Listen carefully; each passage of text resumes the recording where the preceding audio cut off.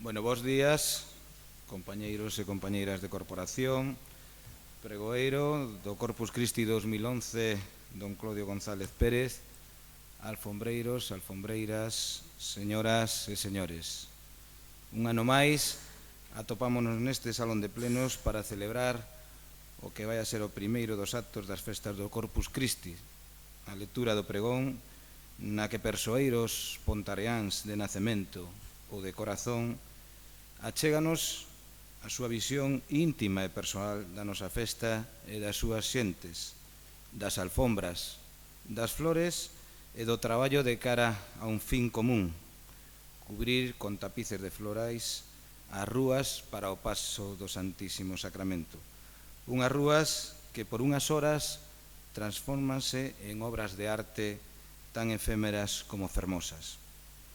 Hoxe temos a honra de contar con Claudio González Pérez como pregoeiro destas festas do Corpus Christi 2011. Claudio González Pérez é mestre, historiador e etnógrafo. Foi director do Museo do Pobo Galego e actualmente é membro do padroado do antedito museo e vocal da súa xunta reitora.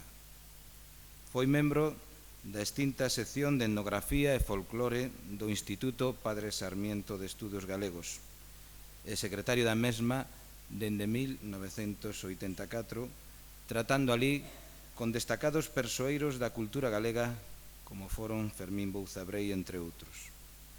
Claudio González Pérez é, en suma, un excepcional estudoso da nosa cultura popular dende os apeiros de labranza ata os cruceiros e dende os muiños ata o traballo en ferro. Claudio González Pérez non é pontareán de nacemento, xa que naceu en Cenlle, en pleno corazón do Ribeiro. Con 2 anos chegaba a Pontareas para vivir en Anguares e dende entón sempre se considera un pontareán máis. E así como pontareán de corazón, Claudio González Pérez foi alá onde estivo un inmellorable pregoeiro e un excepcional embaixador do noso pobo e do noso Corpus Christi.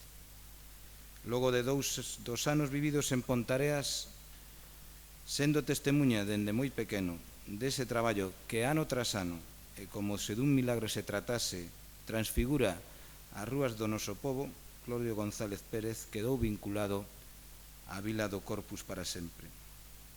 Os seus máis de 200 traballos entre artigos e libros sobre Pontareas e a súa comarca así o demostran. A través dos seus artículos en publicacións netamente pontareáns, primeiro en Lonxe da Terriña e posteriormente no pregón, Claudio González Pérez achéganos aspectos e historias da nosa terra, das nosas xentes e da nosa vila, que doutro xeito poderían pasar desapercibidos correndo o risco o paso do tempo de caer no esquecemento e camiñar cara á súa desaparición. Ao plasmalo en tinta, Claudio os inmortaliza, os prende na memoria de todos e de cada un de nós e nos asegura a súa supervivencia futura. Este é a grandes trazos o noso pregoeiro deste ano 2011. O pregoeiro dunha festa do Corpus Christi que cada día cada máis sona internacional. Unha festa que non é máis co reflexo das súas xentes, do seu espírito de superación e da súa xenerosidade a prol da consecución dun obxectivo común. Deste xeito, paciente e laborioso, durante máis de 150 anos, os pontareáns e pontareás foron quen de que pouco a pouco, como sen querer, o nome de Pontareas e as súas alfombras florais do Corpus Christi foran espallándose por todos os recunchos do mundo. Como as ondas que fai unha pedra lanzada nunha lagoa, así se foi estendendo a fama do noso concello e do noso corpus e do noso traballo que ao longo de todos estes anos naceu desa devoción dun pobo santísimo.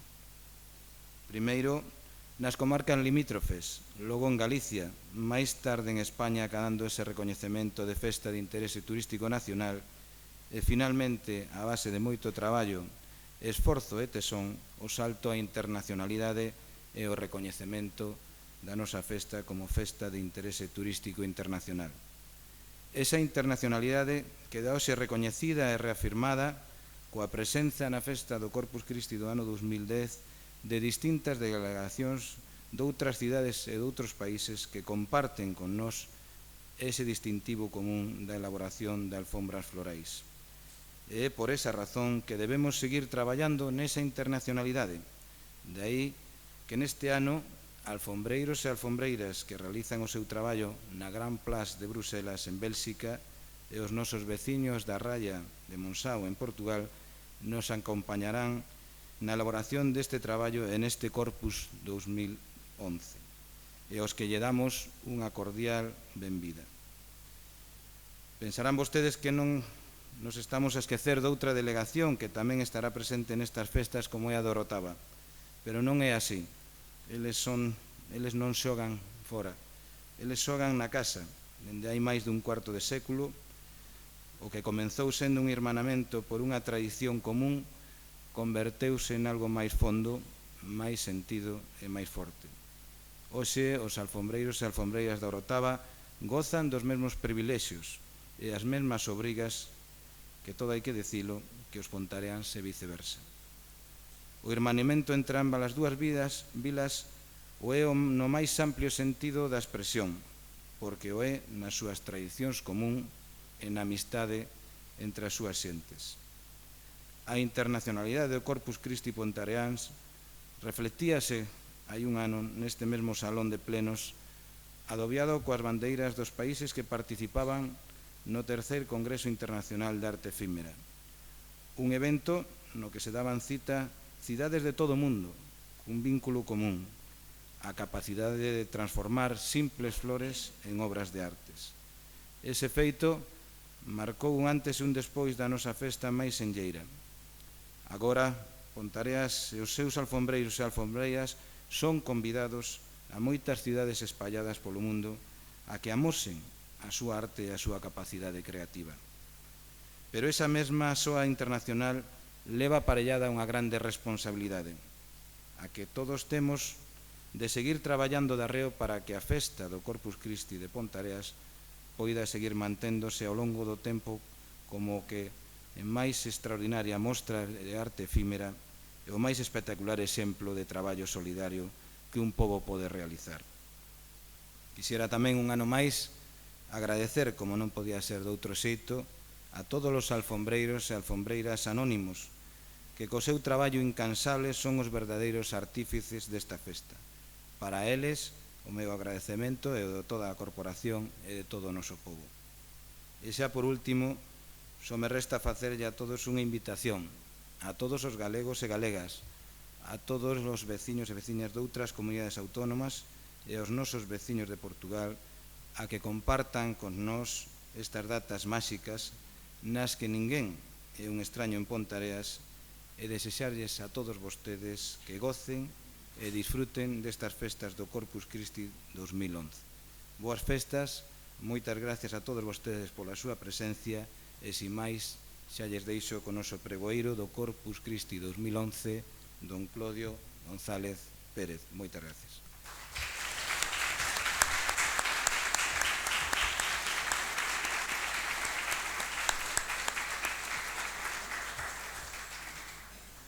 Ilustrísimo señor alcalde de Ponteareas, señores concelleiros e concelleiras, a todos e a todos cantos están aquí, amigos, visitantes, moi bons días, neste domingo anterior á festa grande de Ponteareas, á celebración do Corpus Christi. Tamén quero dicir buenos días a los vecinos de la Orotava, que hai algunos aquí. Hai datas que non se esquecen na vida, e esta será para min unha delas. O meu cariño pola terra do Condado, e en particular por esta vila de Ponteareas, non decreceu malia que leve afastado dela máis de 40 anos. Pola contra, medra a pulos co paso dos anos, cando lembro con saudade aqueles tempos da infancia pasados aquí por enteiro, e tamén de case toda a adolescencia, que precisamente son os que deixan máis pegada na vida das persoas. A ninguén se lle pregunta onde quere nacer. É un acto importantísimo que non depende do individuo, senón das circunstancias, pero si depende de nós, da vontade de cada quen, de elixir libremente a terra que un desexe por patria adoptiva. Un caso senlleiro foi o do amigo xa ido para o alén, o pintor Roxelio Lorenzo Rodríguez, que dicía que nacera aquí en Ponteareas, pero se tiña moita confianza, entón aclaraba que fora nunha parroquia do lindeiro concello de Salvaterra, pero que el era pontarián, que se tiña por pontarián. O meu caso é semellante ao do finado artista. Nacín en Cenlle, no corazón do Ribeiro, na mesma capital do concello que abrangue dos ríos Miños ao Avia, e aos poucos meses trouxéronme para Ponteareas. De aí que haxa moita xente que pense que eu nacín aquí, onde vivín ata os 15 anos. Logo, como dixo un ponteareán ilustre, Fermín Bouzabrei, nun curto pero fermoso artigo colmado de cariño a esta terra, lembranza do meu Ponteareas, publicado en Lonxe da Terriña, tamén como a él, como a don Fermín, a vida levoume dende neno fora das terras que bica o tea. Don Fermín naceu aquí, na Praza Maior, no campo da antiga feira, orixe de Ponteareas, pero medrou en Vila García de Arousa. Pola contra, eu nacín no Ribeiro e medrei aquí, e a ambos os dous o devir incesante da vida levounos lonxe desta terra, pero sen que nunca nos esquecésemos dela. A miña relación con Ponteareas é tanta que ata a primeira fotografía que teño foi feita aquí, tirada na Praza Maior, o ano 1949. Na memoria gardo, como se tal fose onte, o recordo dos amigos da infancia e da adolescencia, do Colexio das Monxas Franciscanas da Divina Pastora, onde aprendín a ler, do Colexio Santiago Apóstol, onde botei 3 cursos, e moi en especial da Escola Pública de Anguares, da que era mestre don Pedro González. Tamén me lembro dunha das primeiras veces que fun ao cine Colón, aquí na Xiralda, que nos levaron as monxas a ver Marcelino Pan e Vino, alá polo ano 1954. Recordo de que cando ardeu este cine, que a última película foi Lo que el viento se llevó, cadrando coa época en que se empezan a pasar en España as primeiras grandes producións cinematográficas norteamericanas. E falando de cines, cantas veces fun aos dous que había entón, o Tea e o Mariño, máis o segundo, co gallo da amizade que mantiña cos irmáns Manolo e Emilio, que, xunto cos tamén seus irmáns Delio e Turita, puxeron o nome de Ponteareas no podio máis alto do ciclismo español. As miñas lembranzas de neno tamén son de persoas que moitos dos que están aquí coñeceron e trataron. O párroco, don Enrique Rodríguez Troncoso, que só por editar durante tantos anos Lonxe da Terriña a revista que recibían os emigrantes pontareáns cando estaba a piques de rematar o ano, ben merece que a súa memoria se manteña sempre viva. Por certo, foi en Lonxe da Terriña onde publiquei un dos meus primeiros artigos, Villancicos Gallegos, en 1966, na que colaborei ata que deixou de sair. O padre Fermín, franciscano de Canedo, que últimamente vive retirado no convento de Louro, en Muros, un gran botánico que tiña case rematado un herbolario de Ponteareas, que yo quería doar ao concello, por certo, co que fixen varios percorridos pola contorna na procura de plantas raras. Don Pedro, o mestre de Anguares, un leonés de prol, natural da Ponte Domingo Flórez, que chegara destinado ao concello en 1928, votando nesta parroquia máis de 40 anos. Coa xubilación foise para Vigo, pero quixo ser enterrado na súa querida Anguares, entre os alumnos. A tía Adelina, que tiña un bar aquí na Xiralda, que casara con Manolo, un tío avó meu, que pasara media vida en Cuba e que se enamorou dela nunha das visitas que fixo a Ponteareas. Das persoas relacionadas coa cultura, a Ignacio Vidales Tomé, a quen dediquei un libro monográfico da colección Os Nosos Humoristas, que eu dirixía como un dos grandes e orixinais debuxantes humorísticos galegos da primeira metade do século XX, co que non cheguei a ter trato persoal, pero sí coñecía ben. A Maruja Pino, a Emilia Estevez Bellaverde, a Emil Estévez de Villaverde, que xusto o ano que saiu do prelo o seu primeiro libro, Airiños do meu lugar, en 1963, deixei eu Ponteareas e trasladeime a Vigo. Entre os de agora, sobre todo a Afonso Pexegueiro, compañeiro de primeiras letras no Colexio das Monxas. O seu poemario Seragona é o fito que sinala dende 1976 un antes e un despois na nosa lírica contemporánea. En Seragona, Anguares, pero lido ao revés, fica a infancia de Pexegueiro e tamén boa parte da miña. E, por suposto, recordo sempre a todos os amigos e amigas de Ponteareas e de Anguares, compañeiros de xogos e de escola, algúns xa idos, Ricardo, Xosé Manuel, Mari Carmen, Enrique, Fernando, para todos unha forte aperta. Estes son algúns dos meus recordos de infancia e da adolescencia pasadas en Ponteareas. Nunha Ponteareas moi diferente da de hoxe en día, en que todos os veciños e veciñas se coñecían. Unha vila rural máis, con non moi grande, pero máis que Mondariz, Salvaterra, As Neves ou Mondariz Balneario, e non como agora que xa é unha cidade.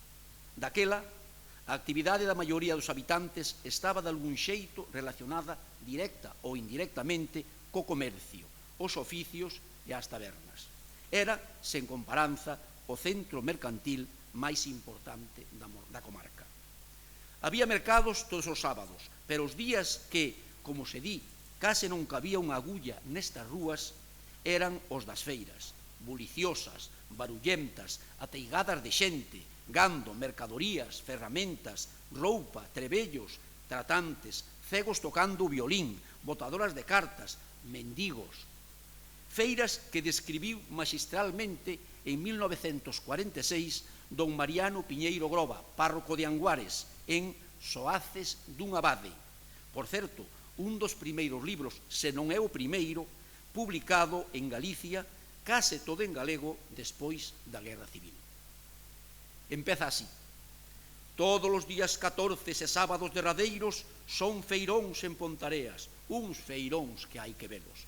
E máis adiante: aquí todo se vende, dende a honra hasta o diñeiro, dende os bois de 8.000 hasta a flauta de canelos, dende o traxe bo para a boda hasta o que deixou un ético, dende un cento de cebolas hasta calquer nombramento, dende as culleres de pau hasta a xente do concello, dende a vida dun paisano hasta a receuta dun médico. E outra vez máis adiante: venden berzas de guláns, venden historias dos cegos, venden cebolas de prado, venden millo de celeiros, venden patacas de pías, galiñas de San Lourenzo, carozas de ganade e os de Anguares tumueiros, os do Porriño tamangas, rosquillas os do Ribeiro, os de Nogueira tomates, os de Moreira pementos, os de Alxén venden cereixas, solamente en certo tempo, os de Guillade traen ovos, cousa de moito proveito, de Lougares baixan porcos, veñen de Lira carneiros, véndense velas de cera das que fan os xornaleiros, a Estradouro, fino e bo, venden pendentes e anelos. Todo, en fin, aquí se vende, toda é cuestión de diñeiro. O paso do tempo, aínda que non o queiramos, inconscientemente tornen felices feitos que moitas veces non o foron. Esqueces o malo e só queda na mente o recordo do bo. De aí que o pasado nos pareza moito mellor do que foi na realidade. Pero esta sensación témola todos, e tamén a terán as xeracións de xente nova, cando, cos anos, boten unha ollada cara atrás ao percorrido da súa vida. Para min, o tempo máis feliz foi o que pasei aquí, por ser o da infancia e o da adolescencia. De aí que garde tan grato recordo de Ponteareas e que, compartindo a súa mesma sensación, remate este limiar o pregón, non o pregón, este limiar, apropiándome unha vez máis da palabra de don Fermín Bouza Brei.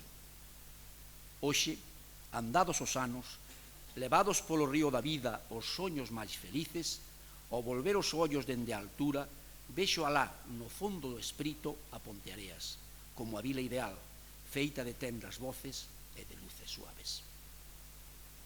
A continuación destas verbas preliminares, paso a falar da celebración do Corpus en xeral, en Galicia en particular, e, por último, aquí tamén en Ponteareas.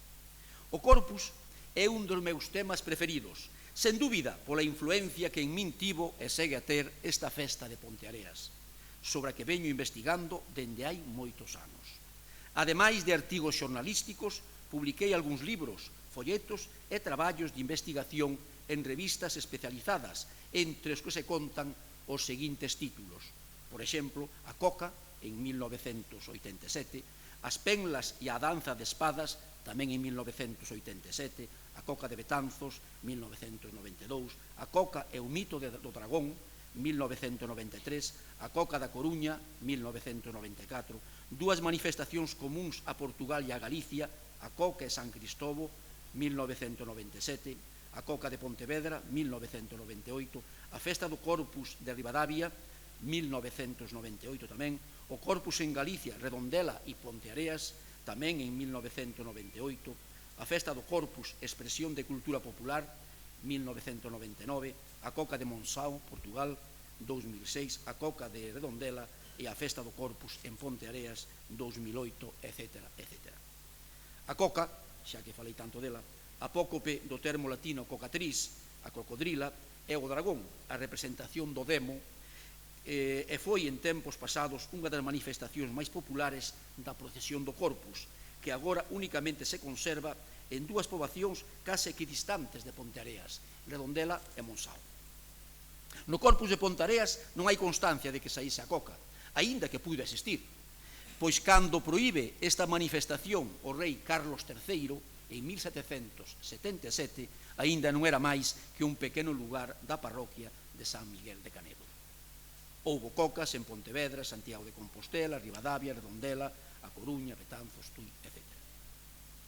A celebración da festa do Corpo de Deus, do Corpus Christi ou Corpus Domini, xorde no século XIII en Liexa, Bélxica, onde se celebra por primeira vez en 1246. Non moitos anos despois, en 1264, é instituída polo Papa Urbano IV pola bula Transiturus hoc mundo, estendéndose de contado por toda a cristiandade. Tanto é así que xa hai constancia documental de se ter celebrado en Toledo en 1280 e en Sevilla 2 anos despois. Pero aínda sen procesión, pois esta non foi aprobada ata 1316 polo Papa Xoán XXII. Por exemplo, sabemos que en Guimaraes, Portugal, xa se celebrou en 1318, en Barcelona en 1319, en Vic e Tortosa en 1330, en Lleida en 1340, en Valencia en 1355.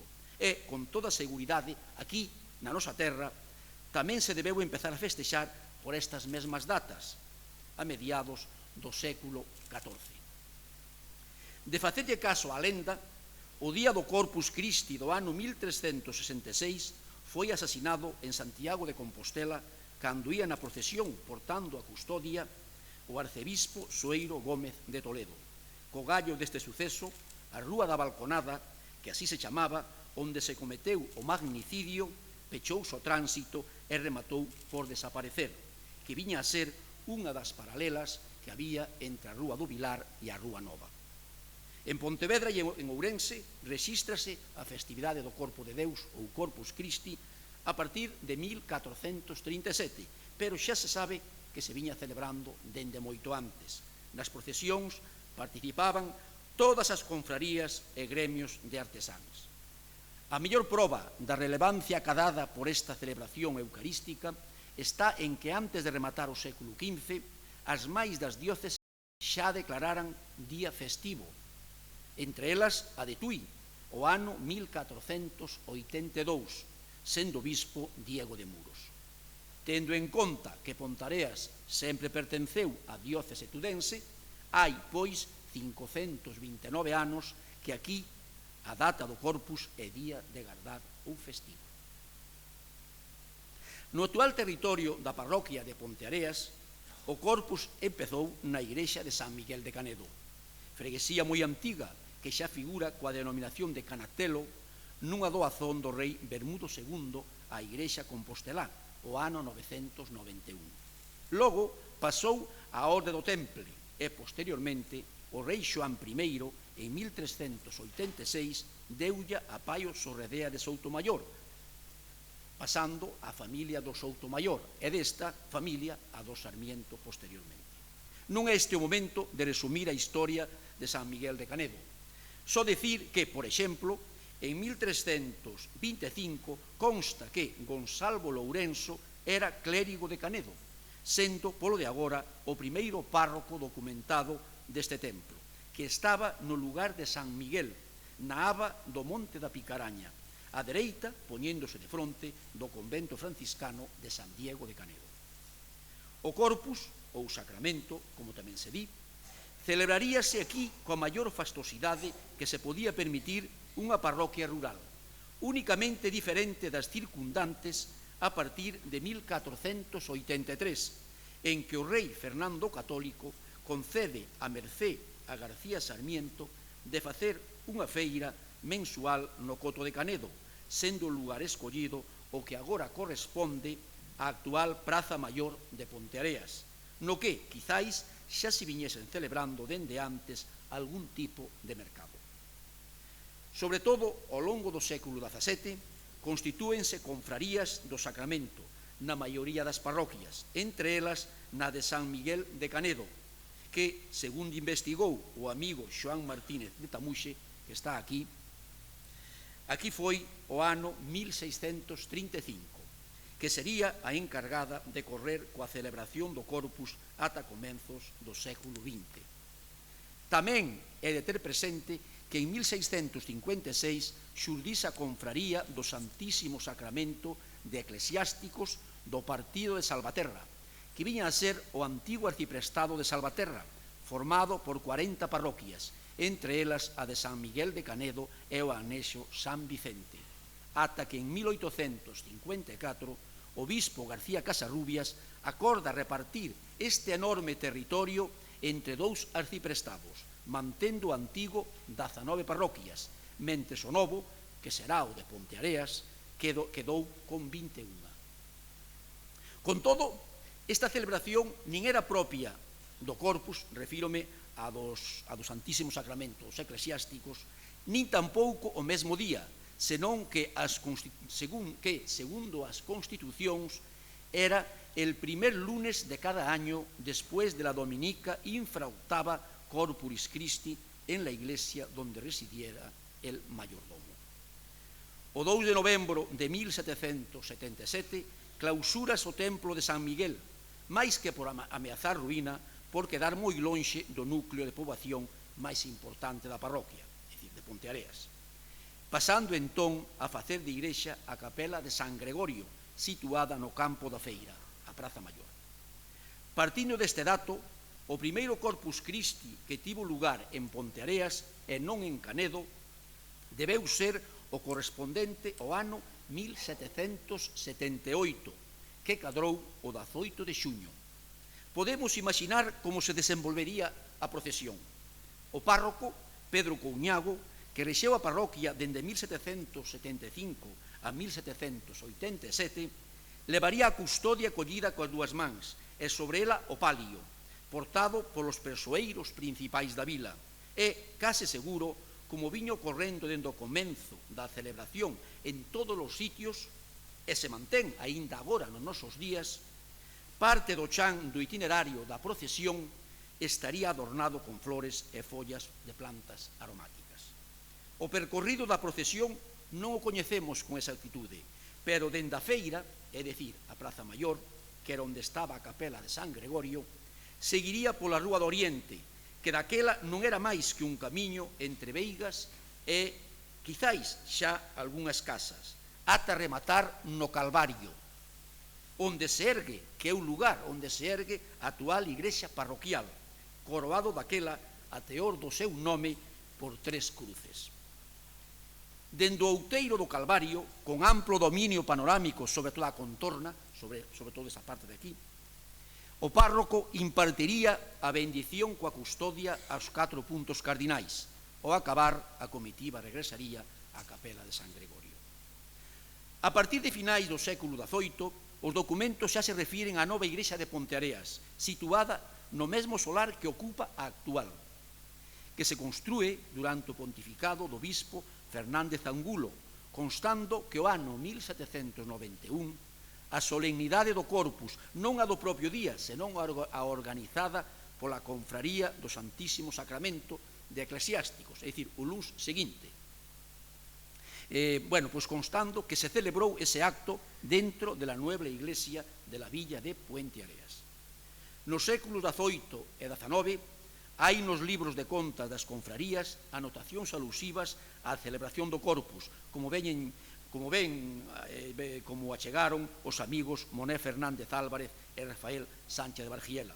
Dendo o dourado das custodias en 1779, ata o custo do incenso gastado en la fiesta del Sacramento en 1818 e 1819. Ata aquí, o que houvese flores e plantas aromáticas no chan das rúas de Pontareas non é máis que un suposto, unha hipótese, pero con moito fundamento, tendo en conta que era, como xa queda dito, xa dixen, e aínda é unha manifestación propia desta celebración en todas partes.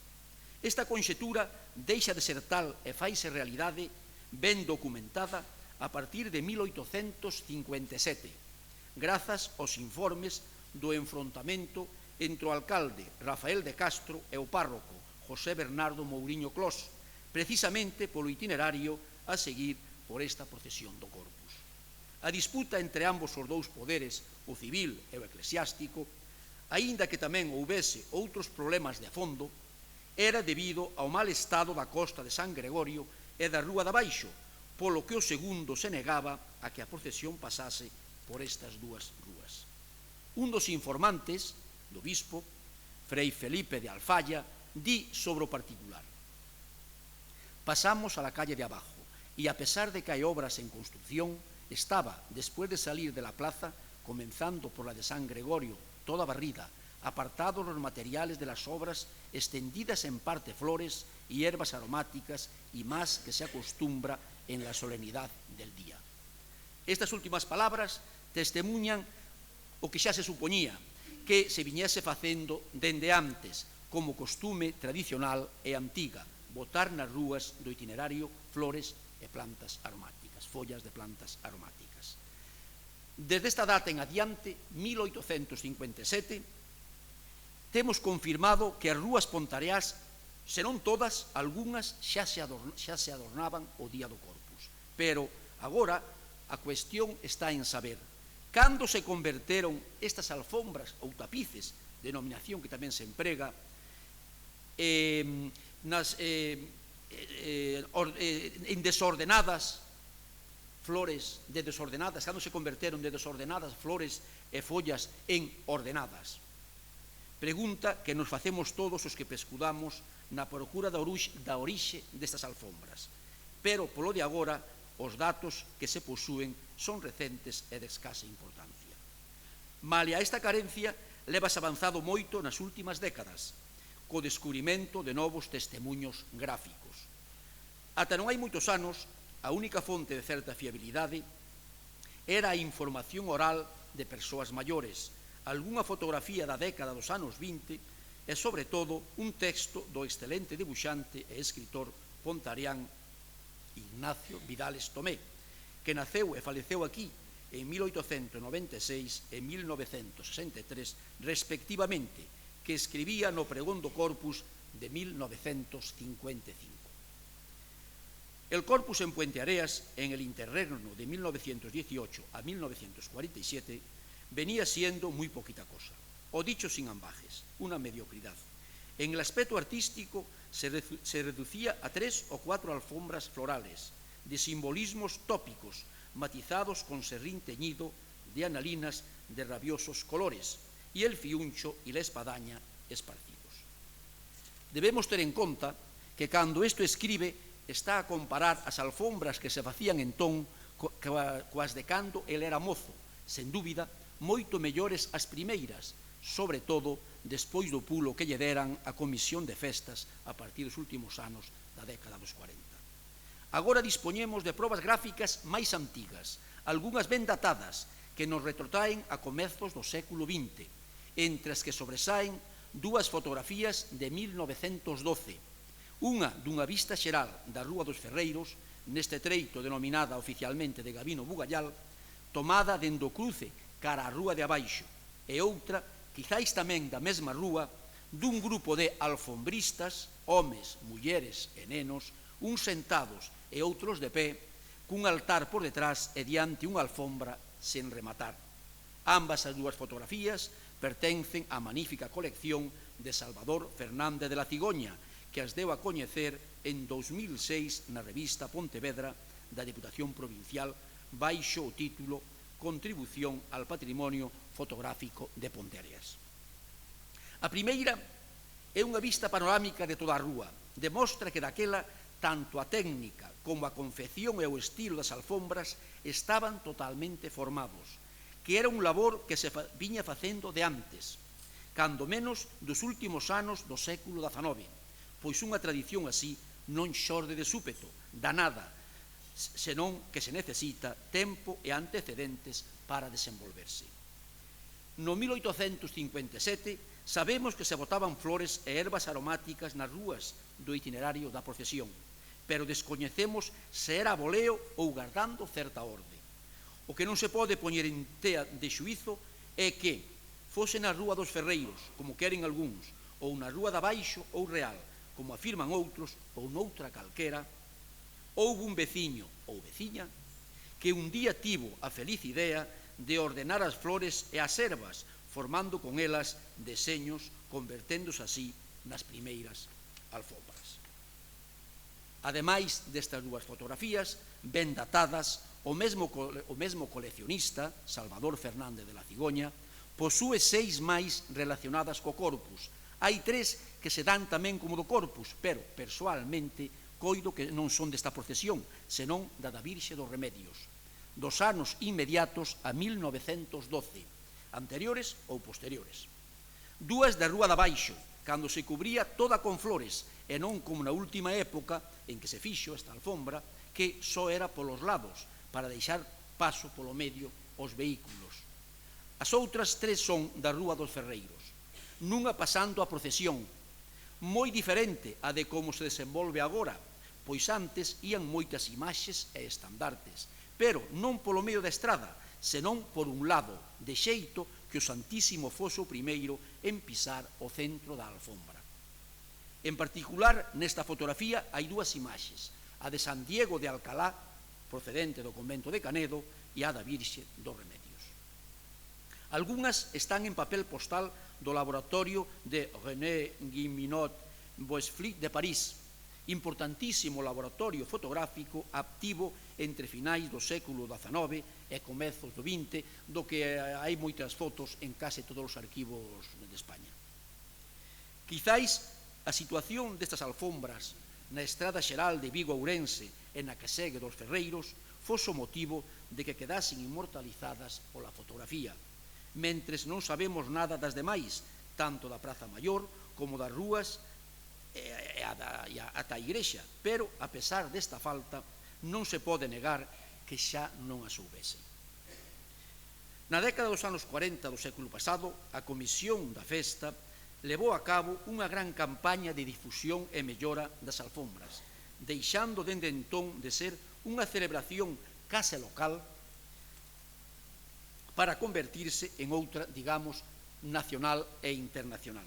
Tamén foi por estes anos cando se publicaron as primeiras postais como recordo de Ponteareas con fotografías das alfombras máis importantes. No sucesivo, xa se desenvolven como agora, únicamente que as alfombras foron a máis, aumentando en número, en metros cadrados e en calidade, ao tempo que da procesión desaparecían por imperativo superior primeiro as imaxes e logo os estandartes, quedando só a custodia moderna de gusto neogótico e o palio que portan 6 homes. Nas últimas décadas, os avances artísticos e estilísticos dos alfombristas foron extraordinarios. Ademais dos deseños tradicionais de flores, cada vez son máis abundantes as escenas relacionadas coa eucarística, a última cea, por exemplo, coa paixón, bíblicas, a expulsión de Adán e Eva do paraíso, o Pantocrátor rodeado dos 4 evangelistas, a Anunciación, a Virxe Peregrina de Pontevedra, San Telmo de Tui, a Torre de Babel, Cristo crucificado, a imaxe do Arcanxo San Miguel, patrón de Pontareas, o profeta Elías no carro de lume. Tamén, por suposto, esteas con flores, aves e animais que lembran os bordados do Oriente, con figuras abstractas, con deuses exicios, etc. etc. E, por suposto, tamén con temas de actualidade, ocorridos no mesmo ano ou no anterior, dende o ano Santo Xacobeo ata o desastre do petroleiro Prestige fronte ás nosas costas. Líase nunha do ano 2003. Pregámoslle, Señor, nunca máis. A importancia acadada polo Corpus Christi de Ponteareas resúmese en 3 datas senlleiras. 1968 é declarada Festa de Interese Turístico. 1980, Festa de Interese Turístico Nacional. E, hai 3 anos, no 2009, Festa de Interese Turístico Internacional. Non quero rematar sen antes facer público un pensamento, case unha obsesión que teño dende hai moitos anos, sobre todo cando veño a Ponteareas este día. Algunhas das alfombras son verdadeiras obras de arte non de un autor, senón colectivas, dignas de estar expostas nun museo. Unha pintura ou unha escultura pode ter séculos de vida e ser admirada por moitas xeracións, pero non é posible con estas obras de arte, nin sequera hai a posibilidade de facer como en Valencia, que todos os anos indultan un ninot para expoñer no Museo das Fallas. A única saída museable que non dou como original. Xa non digo facer un museo monográfico, pero sí que no Museo Municipal haxa unha sección dedicada ao corpus, cun estudo diacrónico das alfombras para ver a súa evolución consonte co gusto predominante en cada época e, por suposto, cantos deseños antigos e patróns se poidan rescatar do esquecemento. Sería o Museo do Corpus, formado por obras desaparecidas, tan fugaces que só existiron unhas horas, pero que algunhas constitúen pezas excepcionais, que non hai outro medio de inmortalizalas máis que a fotografía. Dou fin a este pregón rebuscando no caixón dos recordos, no que din cun artigo do meu publicado en Galicia Social de Vigo en 1966. Van alá 45 anos, case toda unha vida, que se titula Oración e Arte dun Pueblo, ao que pertence o seguinte parágrafo co que dou por rematado este percorrido pola nostalgia persoal e a historia do Corpus de Ponteareas.